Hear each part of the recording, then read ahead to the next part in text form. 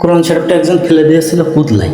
কুদলাই তো সবসময় পানি থাকে না, ওই কারণে যখন পানি শুকিয়ে গেছে তখন কোরআন শরীফটা মাটির উপরে দেখছে পড়ে রয়েছে কাদার ভিতরে। পেজ কিন্তু সম্পূর্ণ ভিজা, সম্পূর্ণ পেজ ভিজা।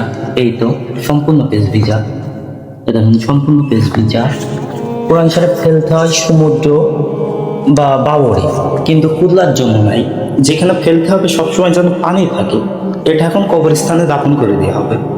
ঘরে পড়ে থাকা পুরানো কোরআন শরীফ পড়ার অযোগ্য, সেগুলো কি করব? কোরআনে কারীম যেগুলো ছিঁড়ে গেছে, পড়াশোনা করে উপকৃত হওয়ার মতো আর নাই, সেগুলোকে কোনো কবরস্থানে দাফন করে দিবেন। দীর্ঘদিন থাকতে থাকতে মাটির সাথে মিশে যাবে, অথবা এমন কোনো পানিতে ফেলে দিতে পারেন যে পানিতে আস্তে আস্তে আস্তে পানিতে থাকতে থাকতে এটা পানির সাথে মিশে যাবে। ভালো কিন্তু হাত দিয়ে দিতে হয় পাতলা। আচ্ছা হাত দিয়ে দাও, হাত দিয়ে দাও, সুন্দর করে বুঝে দাও।